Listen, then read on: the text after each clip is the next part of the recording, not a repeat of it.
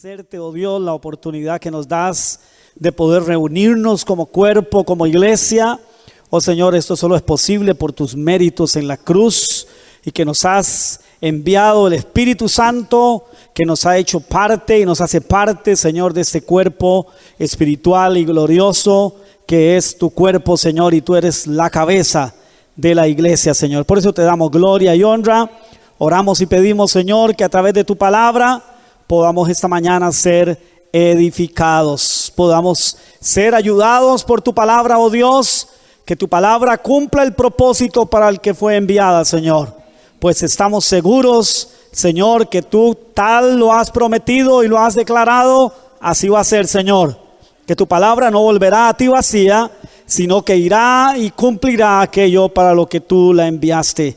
Señor, esta mañana oramos en el nombre de Jesús, que nos ayudes a cambiar toda estructura humana, Señor, por Dios tus pensamientos, por tu corazón, Señor, que podamos conocerte a través de ella, que tu Espíritu nos ayude en nuestra humana debilidad, Señor, para poder, oh Dios, entender lo que tú quieres hablarnos en este día, Señor. Te damos las gracias en el nombre de Jesús. Amén y amén.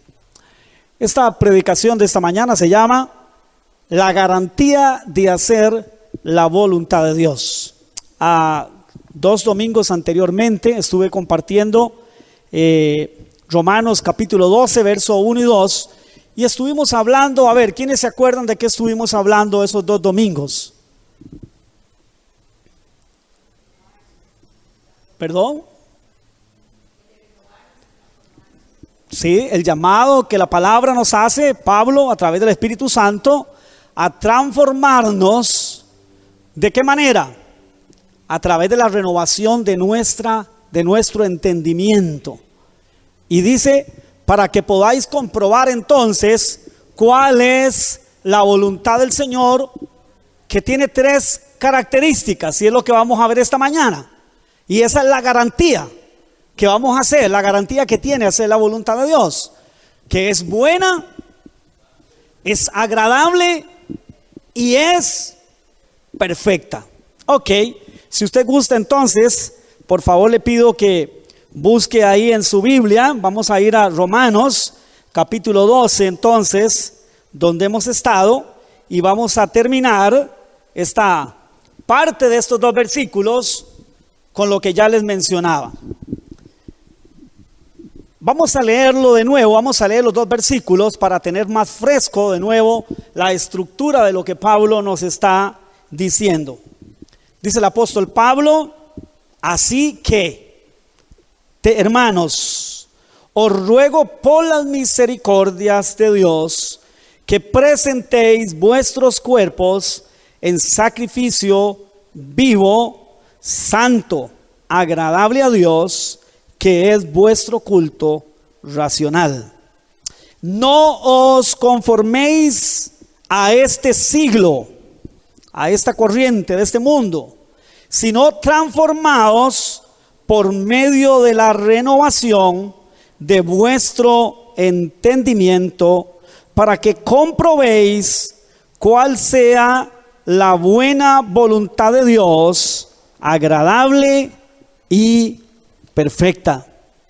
¿Saben una cosa, mis amados hermanos y hermanas? Una de las más grandes luchas que tenemos todos nosotros, los creyentes, es la decisión de renunciar a nuestra propia voluntad para hacer la voluntad de Dios. De hecho, esta es una decisión que pone a prueba si nosotros hemos tenido una conversión o no. El asunto es que experimentamos una gran batalla, mis amados hermanos y hermanas, diaria, entre si hago lo que me indica mi naturaleza pecaminosa, mala, o hago la voluntad de Dios, que es lo que equivale, según las palabras de Jesús, a morir a nosotros, a nuestra voluntad. Vamos a ver lo que dice Mateo capítulo 10 versículo 38. Yo lo voy a leer acá, si usted gusta lo puede buscar, yo se lo voy a leer. Dice, y el que no toma su cruz y sigue en pos de mí, escuchemos, hermanos, qué palabras más serias y fuertes y contundentes son estas. Dice, no es digno de mí. Y el que no toma su cruz, o sea, el que no renuncia a su voluntad, vamos a ponerlo más en las palabras que el apóstol Pablo nos está diciendo, que significa lo mismo. El que no renuncia a su voluntad, crucificándola sobre la cruz, así como yo lo estoy haciendo y lo voy a hacer, dice, y sigue en pos de mí, o sea, para hacer mi voluntad, no es digno de mí, dice el Señor. Entonces, el asunto de esta gran batalla que todos tenemos entre si hago mi voluntad o hago la voluntad de Dios, como ya decía, es algo que denota si nosotros hemos nacido de nuevo o no hemos nacido de nuevo aún. El que ha nacido de nuevo es aquel, mi amado hermano y hermana, que a pesar de su debilidad, de su flaqueza, toma la decisión cada día de tomar la cruz, de renunciar a su propia voluntad, porque lo que tiene por delante es el hacer la voluntad de Dios. Experimentamos, saben, mis amados hermanos y hermanas, mucho temor. Dudamos mucho. A veces estamos nosotros entre si sí o no, y tenemos mucho temor, ¿sabe qué? A renunciar a hacer nuestra voluntad para hacer la voluntad de Dios. ¿Qué garantía tenemos nosotros al hacer la voluntad de Dios? Y es lo que acabamos de leer. Pablo aquí en Romanos capítulo 1, verso 1 y 2 nos exhorta, ¿sabe? En razón, dice, de las misericordias de Dios, a que, mostradas por Dios, a que nosotros ya no vivamos como vive este mundo, sino que busquemos la transformación de nuestro ser a través de la renovación de nuestra mente o de nuestro entendimiento, que nos lleva, esto es lo que nos lleva a conocer entonces la voluntad de Dios, que tiene la garantía de ser, escuche bien, buena, agradable y perfecta. Yo quisiera que entráramos a analizar qué es lo que significa cuando en la palabra de Dios nos dice que la voluntad de Dios es buena, apréndaselo, buena, agradable y perfecta. Sabe que para nosotros entender, en primer lugar, como punto número 1, que la voluntad de Dios es buena, usted y yo tenemos primero que entonces definir qué es bueno. Porque le voy a decir algo, que nuestra forma de pensar y la forma de pensar Dios es abismalmente diferente. ¿Sabe que la Real Academia de la Lengua Española dice que cuando es el caso de una persona que se le llama bueno, dice es aquel o alguien que muestra una tendencia natural a hacer el bien? Eso es lo que define la Real Academia de la Lengua. Pero en nuestro hablar popular, en nuestro hablar diario, en nuestra comprensión popular, le voy a decir algo, mis amados hermanos. Nosotros entendemos por bueno el caso de una persona. Por ejemplo, nosotros decimos, esa persona es buena gente, solo que a veces se le mete el agua. ¿Cuántos hemos dicho eso? ¿Cuántos hemos considerado eso? Oiga lo que estamos diciendo. Decimos, esa persona es buena, solo que a veces se le mete, como decimos popularmente, se le mete el agua. Déjeme decirle algo, mi amado hermano.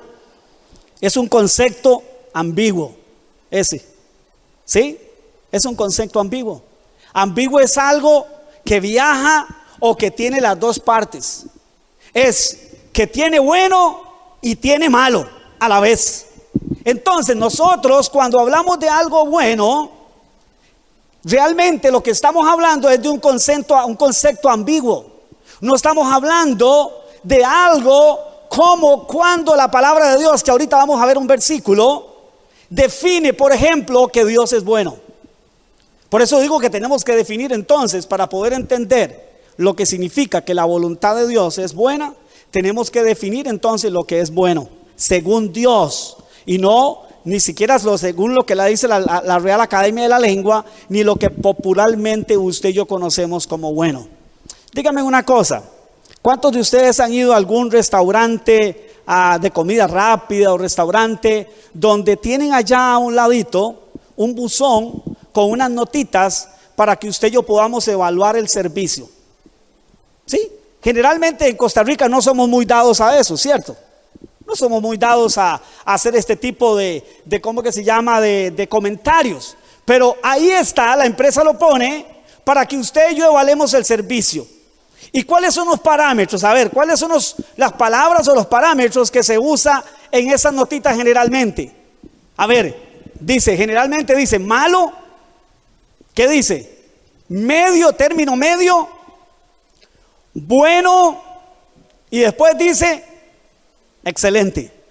O sea, ni en eso tampoco el bueno define realmente como Dios lo define.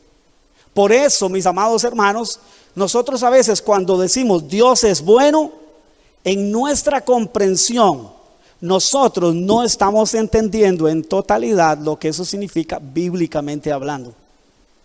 Cuando nosotros decimos que algo es bueno, muchas veces lo que estamos diciendo es que no es tan malo, pero que tampoco es excelente o perfecto. No sé si me voy a entender. Pero cuando usted y yo leemos, por ejemplo, en la Escritura, lo que la palabra de Dios dice, en el Salmo, por ejemplo, Salmo 117, verso 1, estamos hablando totalmente de otra cosa. Dios está hablando de otra cosa.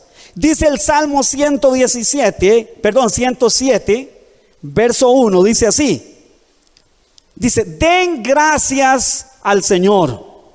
¿Cuál es la razón? Porque Él es bueno, porque su amor es eterno. Pero escuche lo que dice: den gracias al Señor porque Él es bueno. Pero cuando dice aquí bueno, no está usando el mismo sentido que usted y yo entendemos. ¿Sabe que lo que está diciendo aquí, lo que tenemos que entender detrás de esto nosotros es lo siguiente? Es que el carácter o la esencia de Dios, mis amados hermanos, es enteramente buena. Que en la esencia del Dios vivo y poderoso no hay absolutamente nada de malo. Absolutamente nada en Él es malo.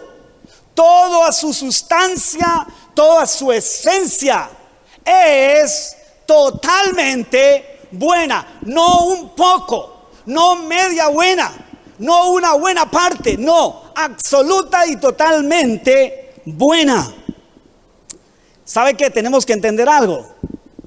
Cuando, por ejemplo, encontramos nosotros principalmente en el Antiguo Testamento,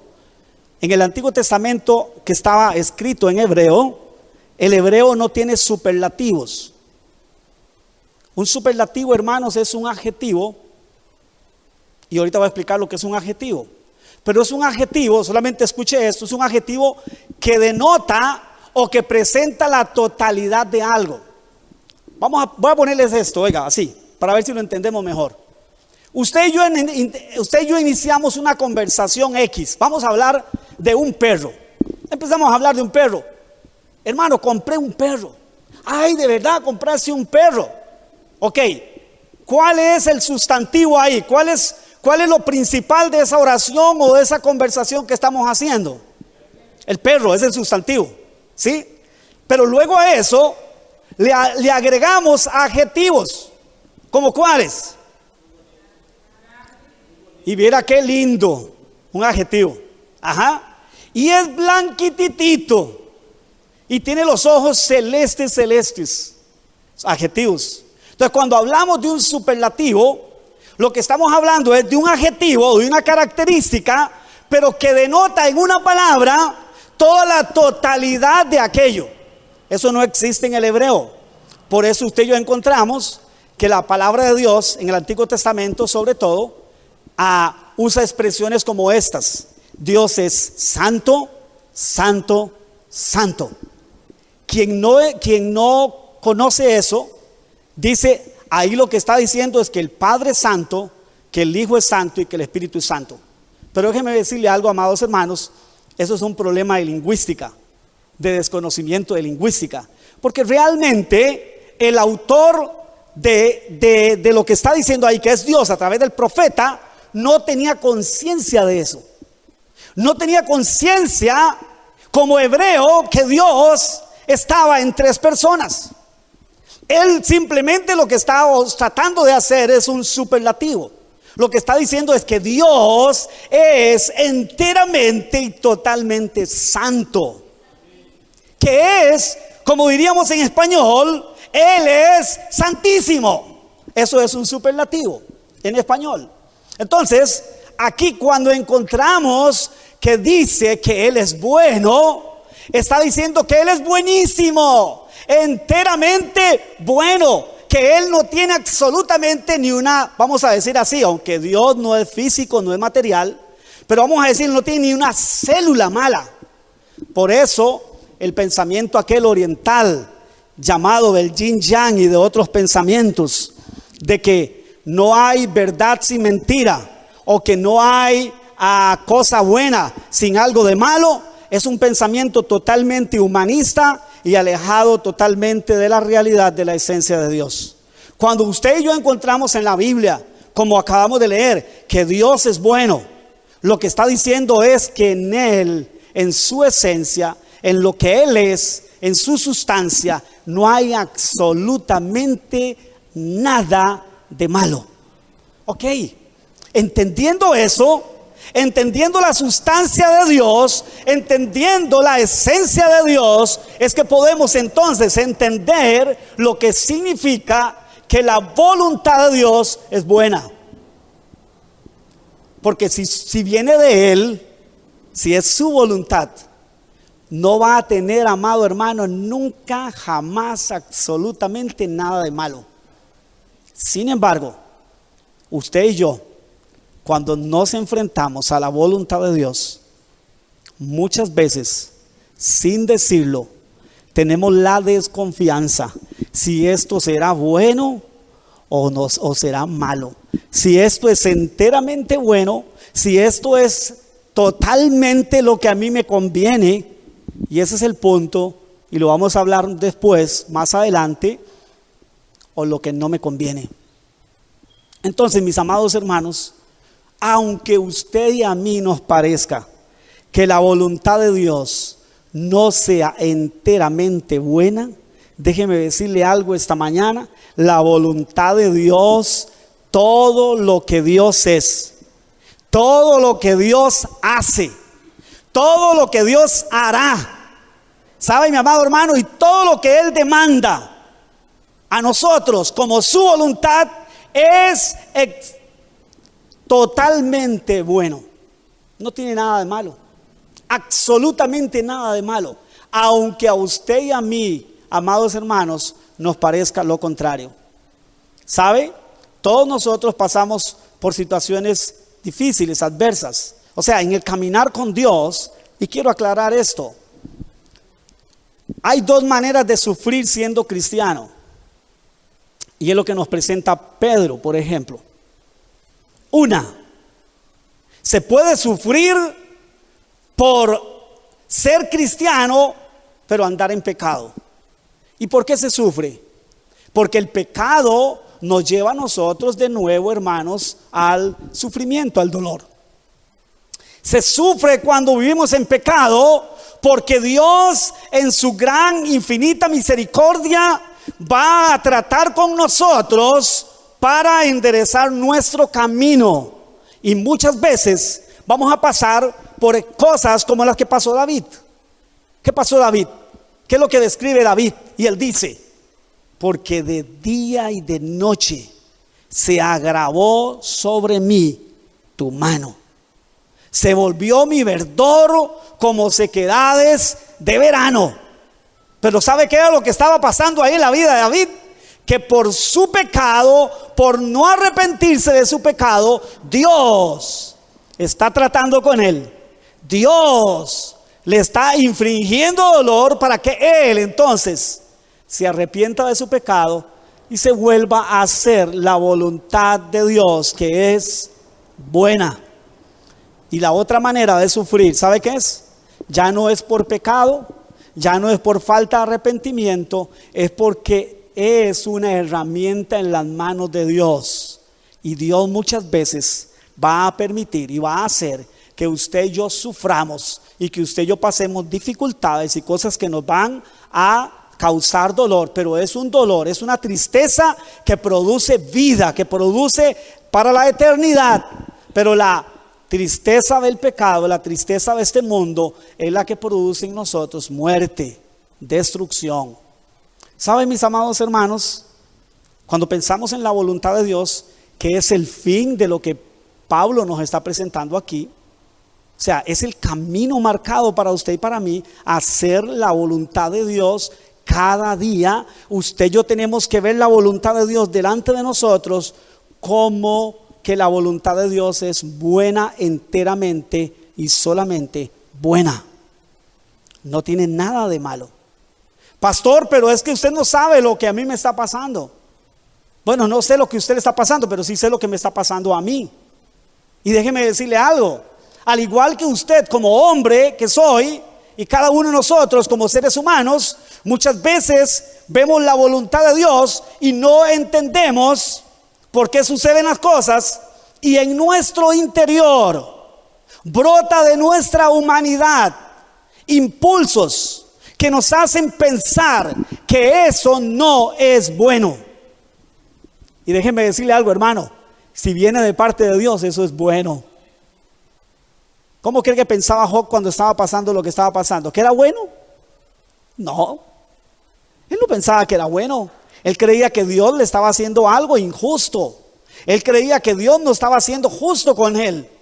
Pero después, al final, cuando se cumplió el propósito de aquella prueba, de aquella calamidad, de aquella tragedia de Job, ¿qué terminó diciendo Job? Antes de oídas te había oído, pero ahora mis ojos te ven. Y no termina ahí. Y me arrepiento en polvo y en ceniza, y me doy cuenta cuán pequeño y miserable soy yo, y cuán grande y poderoso eres tú, y cuán buena era y es tu voluntad para mí. ¿Sabe, mi amado hermano? Aunque usted y yo no lo entendamos, la voluntad de Dios es enteramente buena. No importa si no se ajusta y no se acomoda a nuestras expectativas. La mayoría de las veces, la voluntad de Dios, que es buena, no se va a ajustar al concepto que usted y yo tenemos de bueno.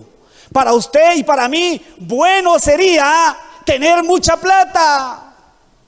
Bueno sería tener un carro último modelo. Bueno sería vivir en una casa de no sé cuántos millones. Bueno sería que nunca nos falte nada. Bueno sería que yo no tenga que sufrir. Bueno sería. Ese es su bueno, ese es mi bueno. Pero ese no es el bueno de Dios. El bueno de Dios es que Él sabe lo que está haciendo. La garantía que usted y yo tenemos y debemos de tener bien clara es que su voluntad es solo y únicamente, enteramente buena. Absolutamente no puede ser que la voluntad de un Dios que es enteramente bueno y su voluntad no fuera enteramente buena. Si Él es enteramente bueno, su voluntad es enteramente y absolutamente buena. Por eso, mi amado hermano, ¿cuál es el concepto entonces que tenemos nosotros de bueno? Como ya decíamos, ¿sí? No es el mismo concepto de Dios. Amén. No es el mismo concepto de Dios. Tenemos que cambiar, y es lo que Pablo nos está diciendo ahí. Ustedes, ¿sabe? Y él apela a las misericordias de Dios. Dice, por las misericordias de Dios. ¿Y cuál es donde expresa las misericordias de Dios? En todos los capítulos anteriores. ¿Usted quiere saber cuáles son las misericordias que Pablo dice ahí? Léase Romanos desde el capítulo 1 hasta el capítulo 12, para que usted entienda ese así que.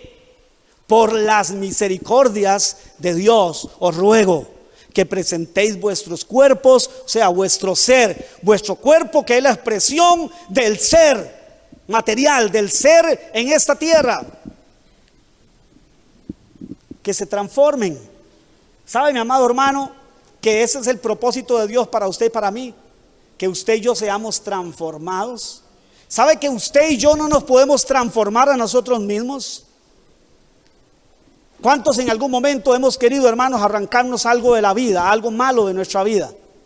Y una y otra vez nos encontramos con esa misma tendencia mala. Y decimos, no quiero volver a hacer esto, no lo voy a volver a hacer. Y resulta ser que cuando usted se dio cuenta, lo volvió a hacer. Si fuera un asunto a nuestro placer, sería tan sencillo para nosotros, simplemente nosotros borrar de nuestro disco duro aquellas cosas que no queremos, que no nos gustan de nosotros. Pero déjeme decirle algo, es un asunto en dependencia absoluta y total de Dios. Pero usted y yo tenemos que anhelarlo. Usted y yo tenemos que buscarlo. Usted y yo tenemos que ver la voluntad de Dios delante de nosotros como lo que es, como que la voluntad de Dios es buena. Y por lo tanto, yo me voy a esforzar cada día, yo me voy a determinar cada día, yo voy a anhelar cada día hacer la voluntad de Dios, porque la voluntad de Dios es el bien para mí. ¿Sí? Por eso cuando una persona me dice, muy espiritual, me dice, hermano, pastor, Alejandro, como sea, me dice que Dios cumpla todos los deseos de tu corazón. La voluntad suya y mía no es buena. En la mayoría de los casos no cumple el propósito de Dios. Y si no cumple el propósito de Dios, no es buena. Ni es buena delante de sus ojos, ni es buena para nosotros. Pensemos en un momento, ¿cómo era la vida de Adán y Eva antes de pecar?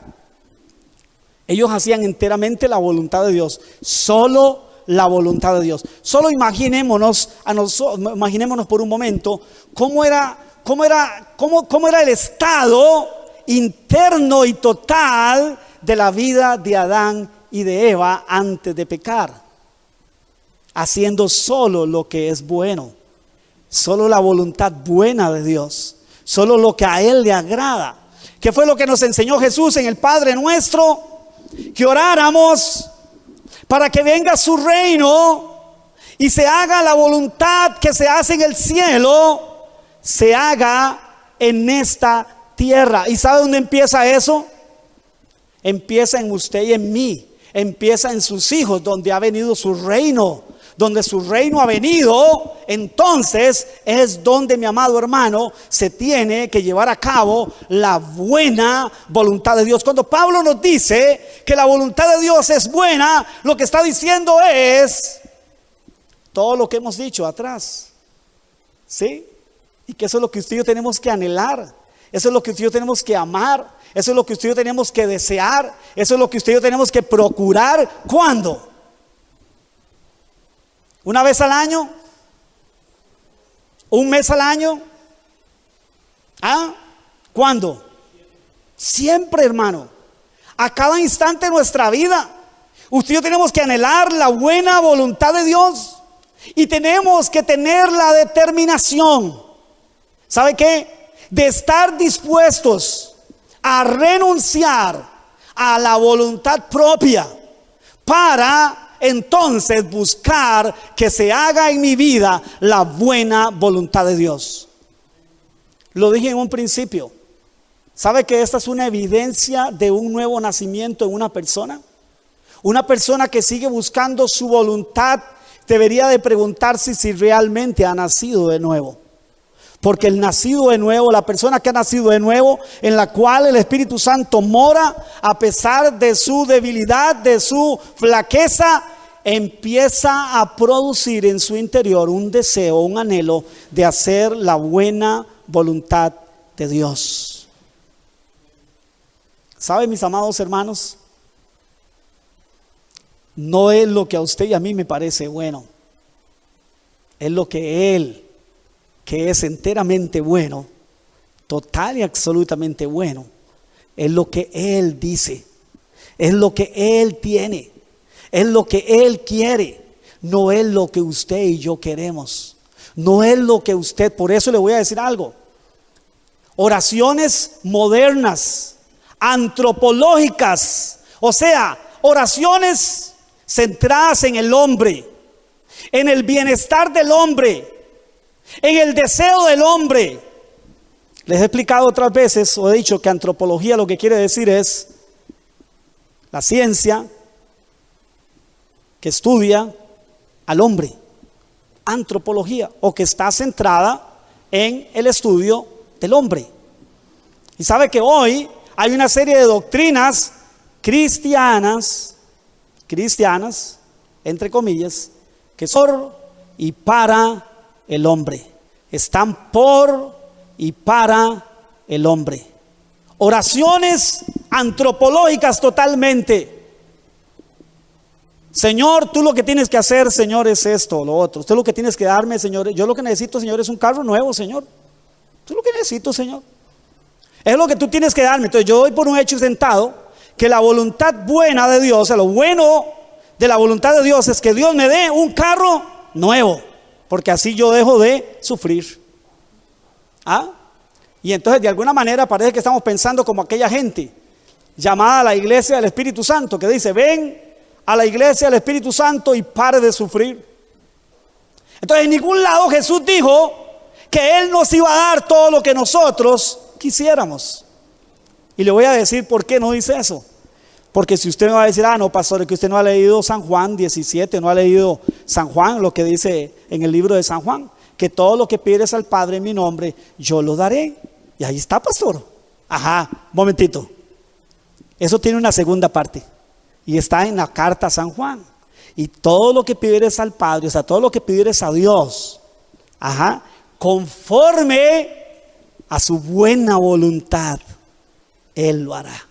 Esa es la segunda parte que nos brincamos, porque nos conviene. Porque qué lindo, humanamente hablando, carnalmente hablando, es pensar que Dios va a hacer y me va a dar todo lo que yo quiero, hermanos. Y eso es un pensamiento, ¿sabe qué?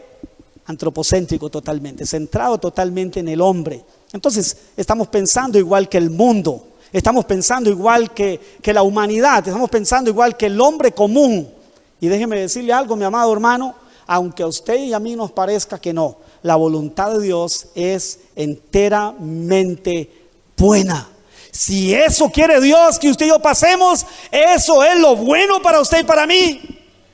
Si eso es lo que Dios quiere que usted y yo hagamos, eso es lo que es enteramente bueno para usted y para mí. ¿Y sabe cuándo vamos a ver el efecto? Posteriormente vamos a ver el efecto. Posteriormente usted y yo vamos a ver, mi amado hermano, y vamos a poder decir: mira, gracias Dios amado, gracias porque no me hiciste caso, Señor. Bueno, es que nunca nos va a hacer caso a nosotros, es que nunca va a ser nuestra voluntad. Es que Él no está para decir: a ver, sí, Señor, ¿qué se le ofrece?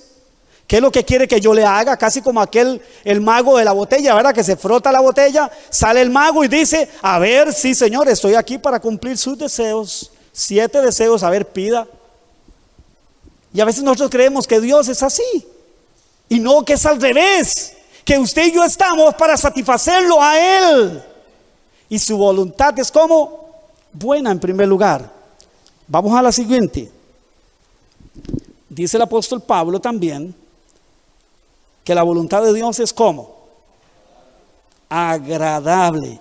¿Sabe que esta palabra agradable la podríamos también nosotros traducir como aceptable? La podríamos traducir también como placentera. Entonces dice que la voluntad de Dios ya no solo es buena, sino que ahora es agradable. ahora es placentera. Pero la pregunta es, ¿placentera para quién? ¿Para el hombre o para Dios? Definitivamente, hermanos, en primera instancia y sobre todas las cosas para Dios. Porque la mayoría de las veces, para usted y para mí, hacer la voluntad de Dios no es placentero, ¿o sí? Así, naturalmente, la mayoría de nosotros no sentimos que sea placentero. ¿Sabe qué, mi amado hermano? Hacer la voluntad de Dios. La mayoría de nosotros sentimos y decimos, qué duro hacer la voluntad de Dios. Ay, Dios, qué duro, Dios. ¿Cierto o no? ¿Cuántos hemos hasta llorado?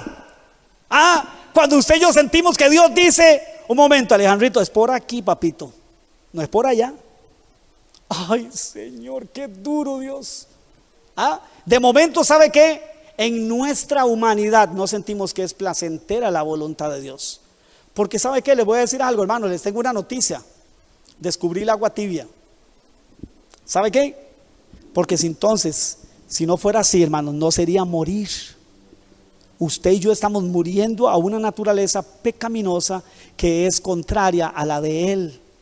¿Y sabe qué? Porque el hacer la voluntad de Dios en primera instancia no se convierte en algo agradable, aceptable, placentero para nosotros, porque va en contra de nuestra propia naturaleza. Hacer la voluntad no es lo que acabamos de leer que Jesús dijo. Y el que no toma su cruz, ¿y qué dice?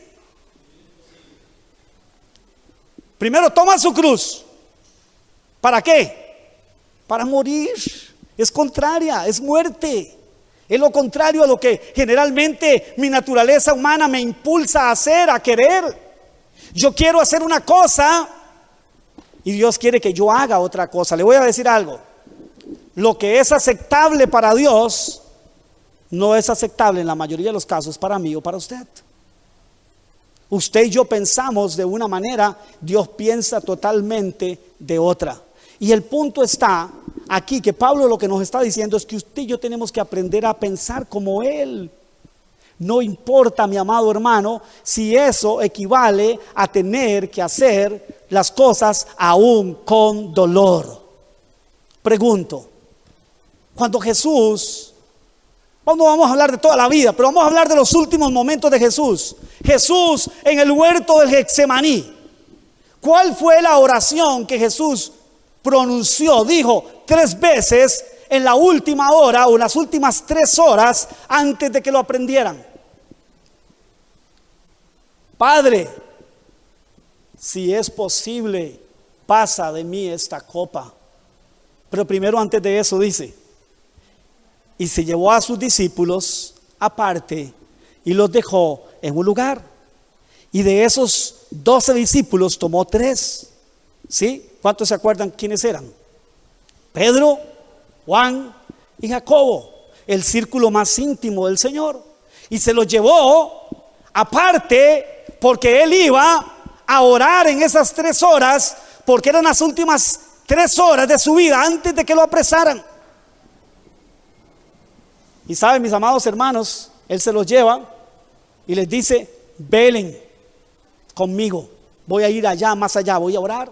¿Y cómo era la oración de Jesús? Padre, si es posible, pasa de mí esta copa. Esa es una expresión judaica, es una expresión hebrea. Si es posible, pasa lo que está por venir. Que yo no tenga que ir a la cruz, que yo no tenga que morir, que yo no tenga que cargar todo el pecado de la humanidad. Si es posible. Pero ¿cómo termina la oración de Jesús? Mas no se haga mi voluntad, sino la tuya. Solo pregunto esto, a ver si es que yo tal vez no lo comprendo bien. ¿Era acaso que Jesús en ese momento, el hacer la voluntad de Dios, le estaba haciendo muy placentera?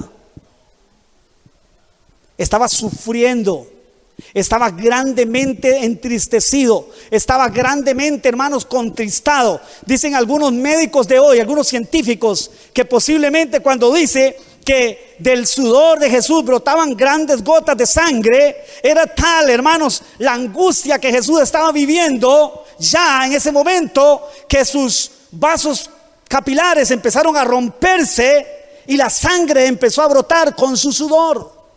Entonces solo imagínense el grado de angustia que Jesús estaba sintiendo. No estaba sintiendo un gran grado de placer. Pero Él termina diciendo: pero no se haga mi voluntad, sino la tuya. Ya algo que tenemos que entender, mi amado hermano, igual que Jesús, que la mayoría de las veces para hacer la voluntad de Dios vamos a tener que sufrir. Vamos a tener que ir contrario a nuestra naturaleza. Vamos a tener que ir contrario a lo que usted y yo deseáramos.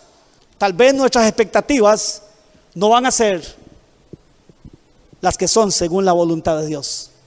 Lo agradable para Dios, la mayoría de las veces, no es lo agradable para usted y para mí. ¿Sabe? Jesús, estando en la condición de un hombre, como hombre, Él ora al Padre y dice: si es posible. Dice en el libro de Lucas: yo sé, Padre, que para ti todas las cosas son posibles. O sea, yo sé que esto es posible, Padre. Pero ¿qué termina después de 3 horas?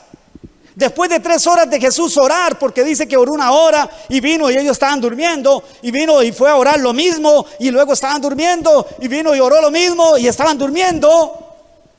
No estaban velando, no estaban orando, no estaban despiertos, no estaban apercibidos, ni ellos se daban cuenta de lo que venía.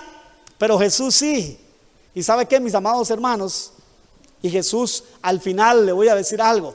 El placer de Jesús no era, ¿sabe qué? Lo que Él estaba sintiendo en ese momento era terrible, era espantoso. Pero ¿sabe qué era lo placentero para Jesús? Terminar la obra que Él había venido a hacer del Padre.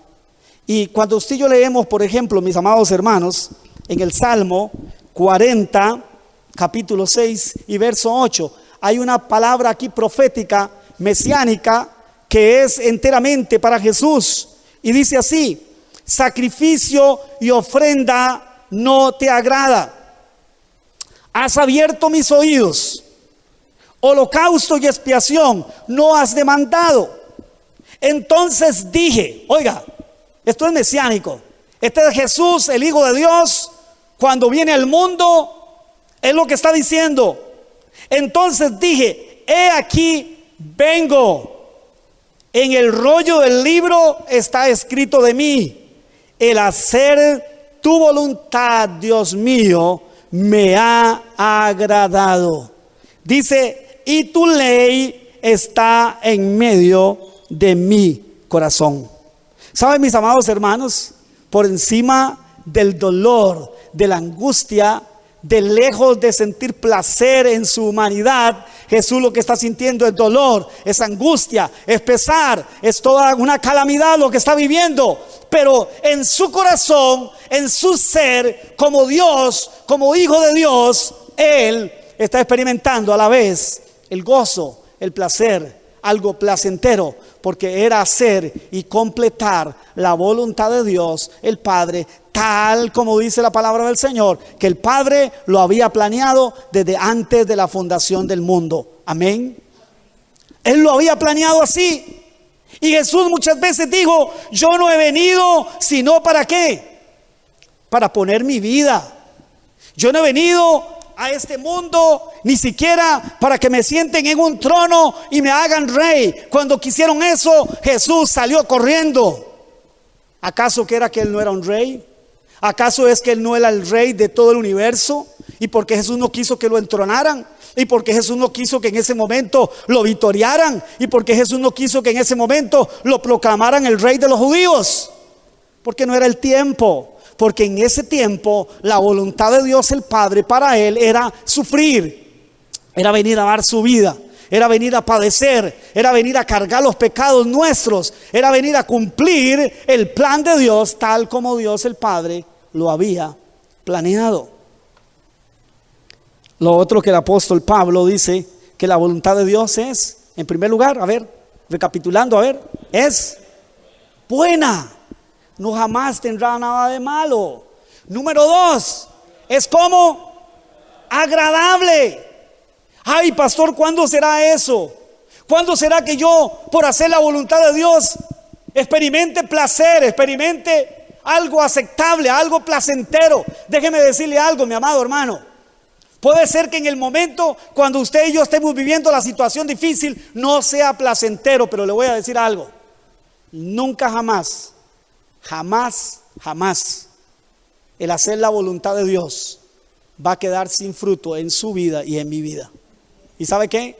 En algún momento usted y yo vamos a empezar a experimentar placer, no placer de esta carne, no placer de hacer mi voluntad, no placer de que Dios hizo o yo hice lo que yo quería. No, al hacer y renunciar a mi propia voluntad, termino haciendo la voluntad de Dios. Y ¿sabe qué, mi amado hermano? Al igual que Jesús, llegamos a experimentar placer, gozo. ¿Usted sabía que Dios hizo al hombre para que experimentara placer y gozo? Ah, no, pastor, no. Sí, hermano. ¿Sabe qué? Todo lo que Dios hizo y lo que Dios le dio al hombre fue para que el hombre llegara a experimentar gozo y placer. Pero no un gozo y un placer apartado de su voluntad ni de su santidad. El problema es que el hombre, al apartarse de su santidad, de su voluntad, al volverle la espalda a Dios, ¿sabe qué? El gozo, el placer que el hombre ha empezado a experimentar y que quiere experimentar es haciendo lo contrario a lo que es su voluntad. Pero Dios quiere que usted y yo tengamos gozo. Dios quiere que usted y yo experimentemos placer.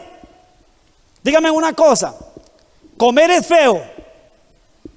Si fuera así yo no tendría esta pancita, ¿verdad? ¿Ah? Si fuera así no estaríamos como estamos, ¿verdad? Por fuera. ¿Ah? Si fuera feo. ¿O quién aquí, hermano, todos los días es un calvario para poder comer? Ay, Dios, tengo que comer. No quisiera comer, que no me dan ganas a mí, que no me gusta comer. No, a todos nos gusta comer. ¿Qué quiere decir? Que aún en el comer hay placer. Y máxime cuando usted y yo comemos con la conciencia de que quien nos provee y quien nos sostiene y quien nos mantiene es Dios. Entonces comemos con más gozo, ¿sí o no? Y le damos gracias al Señor. Bueno, espero que todos lo hagamos, hermano. Y no solo oremos tampoco en ese momento, solamente cuando comemos. Pero que demos gracias al Señor, ¿sí? Cuando estamos alimentándonos. Ahora, dormir, ¿a cuántos les produce placer dormir? Ya ahora sí, ya les di por un des, ¿verdad? Ya las manos se levantaron más todavía, ¿sí? Entonces dígame una cosa, analice usted la vida en totalidad. Muchas de las cosas de la vida que Dios le ha dado al hombre es para que disfrute gozo y placer. Pero el hombre jamás podrá disfrutar el verdadero gozo y el verdadero placer que es eterno hasta que no haga su voluntad. ¿Sí? Una persona puede tener mucho dinero, una persona puede tener muchas cosas, puede experimentar mucho placer de esta tierra, de esta carne, déjeme decirle algo, y terminar siendo un miserable al final de su vida. Porque el verdadero gozo, el verdadero placer que Dios quiere que experimentemos es en el hacer su voluntad. Cuando usted y yo nos podemos negar a nosotros mismos, nos podemos negar a este mundo, nos podemos negar a lo que el diablo quiere que usted y yo hagamos y tomamos la decisión de hacer lo que Dios quiere, aunque nos haya costado, hermanos, el morir. Déjeme decirle algo, solo imagínese en aquel día, cuando usted y yo seamos llamados a la presencia de Dios. Yo cuando pienso en eso, hermano, digo, Dios santo, yo no puedo con esta mente siquiera pensar o imaginarme la alegría, el gozo, lo que representa en ese momento cuando estemos ahí, si es que nos corresponde a través de la muerte, ahí en el lecho de muerte, cuando usted y yo sabemos que atravesamos una puerta, por decirlo de una forma ilustrativa, atravesamos una puerta y ya estamos en la totalidad de la gloria y la presencia de Dios. Solo imagínense el gozo que vamos a experimentar. ¿Sabe qué? Ahí es donde usted y yo vamos a decir, Señor, esto sí valía la pena, Señor. Esto sí valía la pena. Pero qué triste, como le dije yo a un señor un día, qué triste cuando usted cruza el umbral de la muerte y usted se dé cuenta que todo lo que hoy está usted diciendo no es como usted está diciendo y es lo contrario a lo que usted no quiere creer. Qué triste va a ser para usted eternamente y para siempre. Qué lamentable. Pero sabe, mi amado hermano, que cuando usted y yo hacemos la voluntad de Dios, vamos a experimentar el gozo, vamos a experimentar la alegría, vamos a experimentar el verdadero placer. Y Dios quiere que usted y yo lo experimentemos, pero no por hacerla nuestra, sino por hacerla de Él. ¿Sabe qué dice de Cristo? Verá Él, dice, el linaje que compró. ¿Y sabe qué experimentará? Gozo y placer. ¿Sabe que Dios mismo, Cristo mismo, ya ha experimentado placer? Pero cuando usted y yo y todo su pueblo estemos un día con Él reunidos, ¿sabe qué es lo que va a experimentar Él mismo? Placer, gozo, alegría. Cuando la palabra habla y usa la expresión de las bodas del Cordero, hermano, es porque va a ser un fiestón, es porque va a ser una gran fiesta eterna con Él. Amén. Pero antes, posiblemente usted y yo tengamos que sufrir, hermano. Ay, pastor, ya este sermón no me gustó. Ya este sermón, no, me voy para allá, hermano. Allá vieras qué bonito, allá no le dicen nada de eso a uno. Sí, solamente le digo algo. No porque estoy diciendo que aquí solo aquí predicamos la verdad, no. Es usted mismo, vaya a su casa ahora y tome lo que yo estoy diciendo. Haga notas y vaya y diga, ¿es cierto realmente eso es lo que enseña la Biblia? ¿O es lo que enseñan allá? ¿O es lo que dijo aquel? ¿O es lo que yo creo? ¿Sí? Como yo le dije a ese señor, aquí no se trata de lo que usted cree ni lo que yo creo. Aquí, ¿qué dice Dios? Porque esa es la verdad y esa es su voluntad para nosotros. Y lo otro, tercero, que Pablo dijo, la garantía de la voluntad de Dios para nosotros es que su voluntad es ¿cómo? Perfecta, hermano.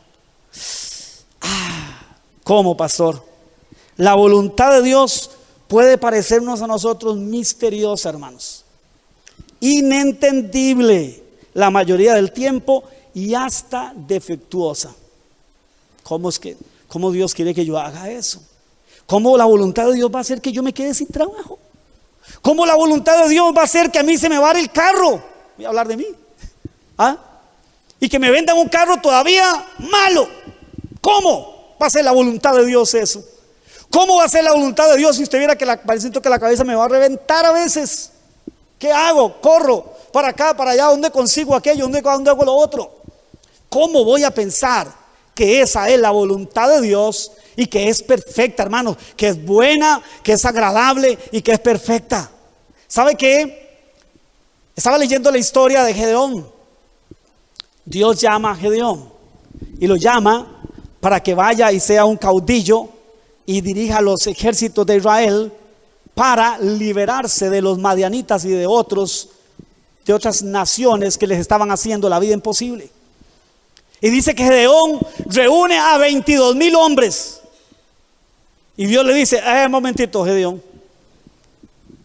Eran 22,000, solo escuche las proporciones. 22,000 contra 135,000. ¿Cuántos habían de más del otro lado?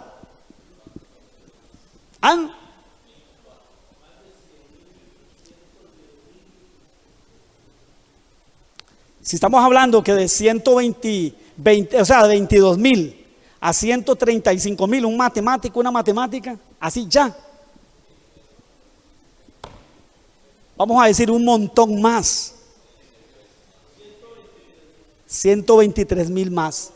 Pero Dios le dice así: un momentito, Gedeón, esa no es mi voluntad que usted vaya a pelear con esos 22,000 hombres. ¿Sabe por qué?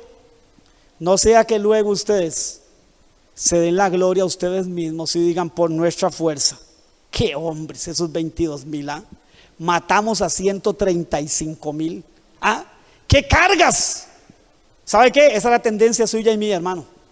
¿Sabe por qué la voluntad de Dios muchas veces se convierte en misteriosa y rara y contraria?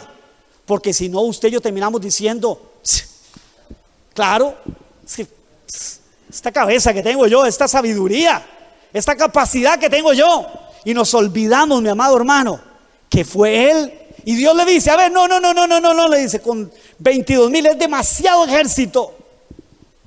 Y le dice, hágales estas pruebas y estas, no vamos a detallar, ustedes conocen la historia, creo. ¿Sí? Llévelos a tomar agua, y los que tomen de esta manera agua, eso sí, los que no, ¿sabe cuántos quedaron? De los 22,000, quedaron 300, ¿ok? 300 contra 135,000. Señor, tu voluntad no es perfecta. Tu voluntad es rara. Tu voluntad es inentendible. ¿Cuántos hemos dicho, yo no entiendo por qué Dios está haciendo esto? Yo he dicho muchas veces eso. Usted sabe que Santiago, en la carta al libro de Santiago, Santiago nos enseña algo. Cuando habla de pedir sabiduría a Dios, lo está diciendo en un contexto de prueba.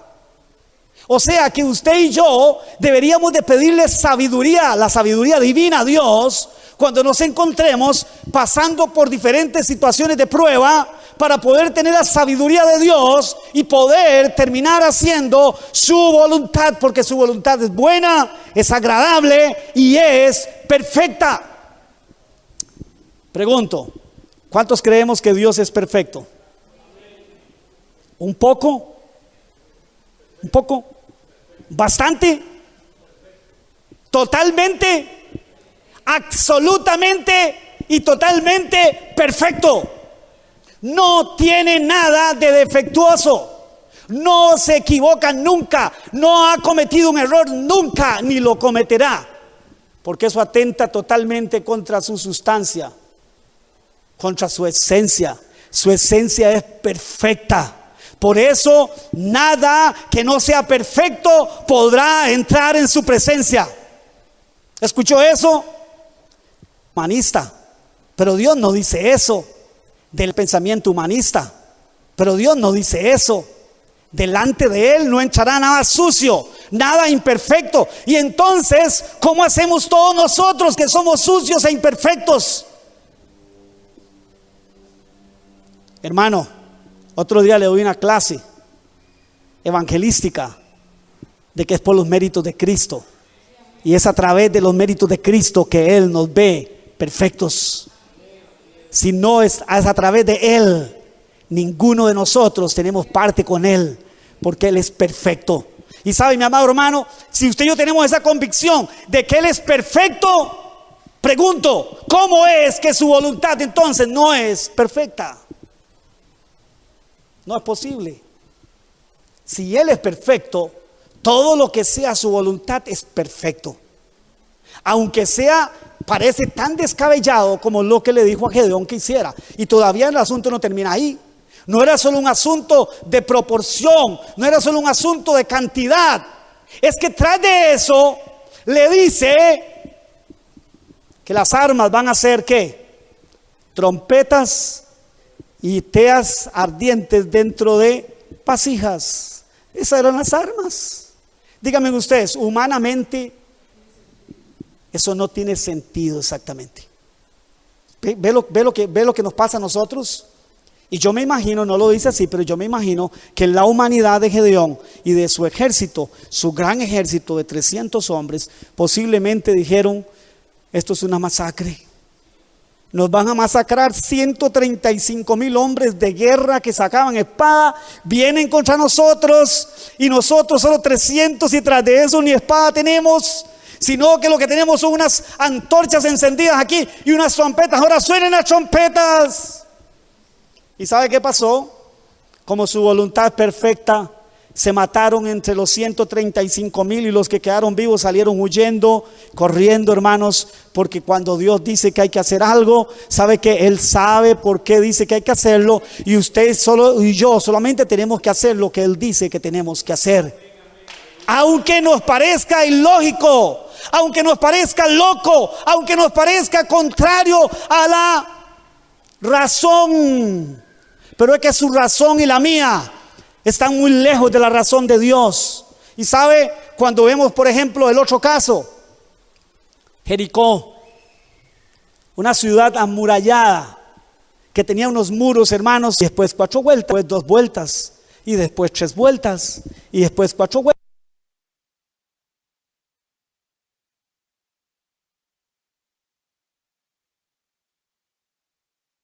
vueltas, hasta que en el 7º día fueron 7 vueltas. ¿Y sabe qué? Yo me imagino que la gente los veía y decía, esta gente están locos, de remate están locos. Ellos mismos posiblemente en su interior decían, ay Dios, esto tiene sentido, Señor, esto me parece tan raro, Señor, camine. Él dijo que era una vuelta hoy, mañana son 2 vueltas de vueltas. Cuando dieron las 7 vueltas, ¿qué pasó? Y ¿sabe qué, mi amado hermano? La voluntad de Dios se manifestó porque la voluntad de Dios es perfecta. Aquí no se trata si a usted le parece o a mí me parece. Aquí no se trata si yo considero que es bueno o no es bueno. Aquí no se trata si yo siento que es agradable para mí, para mis planes. Aquí el asunto es, Señor, si esa es tu voluntad, yo la voy a hacer así como la hiciste tú, Señor. Aunque tenga que dejar, como dijo Job, aunque sea, se me pudra la carne, pero yo sé que antes de que se me tenga que pudrir la carne, yo veré al Señor estando en esta carne. Esa es la convicción que usted y yo tenemos que tener. Termino con este pasaje, mis amados hermanos, para que usted y yo veamos que realmente la garantía de hacer la voluntad de Dios en lugar de hacer la nuestra es que la voluntad de Dios es enteramente buena, agradable y es perfecta. Y quien hace la voluntad de Dios, escuche bien, no se equivocará jamás. Nunca nos equivocaremos haciendo la voluntad de Dios, lejos de perder. ¿Sabe qué, mi amado hermano? Lo que a veces creemos que perdemos, ganaremos lo eterno que Dios ha prometido a los que le aman. Primera de Juan capítulo 2 versículo 17 y terminamos. Y el mundo, escuche bien, y el mundo pasa y sus deseos, pero el que hace la voluntad de Dios permanecerá para siempre. ¿Cuántos lo escucharon? Parece que algunos no lo escucharon, lo voy a volver a leer y preste atención. Y el mundo pasa. Ay, es que mis planes, mis deseos, mis metas, el mundo pasa. Ay, es que yo quiero, es que yo deseo. El mundo pasa. Su vida y mi vida pasan. Todo eso pasa. Pero el que hace, escuche bien, si no entendemos esto, hermanos, que Dios tenga misericordia de nosotros porque no hemos entendido nada de lo que se trata ser cristiano. Esto nos lleva de nuevo a las palabras de Jesús. Y el que no toma su cruz y me sigue, no es digno de ser mi discípulo. O sea, no tiene parte conmigo jamás. Y el mundo pasa y sus deseos, pero el que hace, oiga, la voluntad de Dios permanecerá para siempre. ¿Sabe que todo lo que es conforme a la voluntad de Dios es eterno? Una vez recuerdo trabajando en un lugar, en una iglesia cristiana. Recuerdo a una hermana que trabajaba como secretaria de esa iglesia o de ese lugar, de esa oficina. Y una vez ella llegó llorando y me dijo, teníamos mucha amistad, mucha cercanía como hermanos, teníamos muchos años de conocernos. Y ella llegó y me dijo, Alejandro, vieras qué duro, vieras qué difícil las palabras de mi mamá que me dijo hoy. Me dijo, ¿y usted va a seguir trabajando para esa cochinada de oficina y iglesia? Dice, y viera cómo me golpeó eso. Y dijo, usted tiene toda una vida por delante. Usted puede y debe ser una profesional y llegar a tener un trabajo digno, verdadero, donde usted le pague un salario como tiene que ser. ¿Y sabe qué? Si usted y yo analizamos todas las palabras humanas y carnales, puede ser que alguien termine diciendo amén. Pero yo le dije a ella, ¿sabe qué, mi hermana? Si usted en este momento, haciendo lo que usted hace, usted tiene la convicción de que usted está haciendo la voluntad de Dios, déjeme decirle algo, lo que usted está haciendo es eterno. Lo que usted podría hacer es pasajero, pero esto es eterno. No permita usted que el diablo la distraiga de hacer lo que Dios quiere que usted haga en este momento.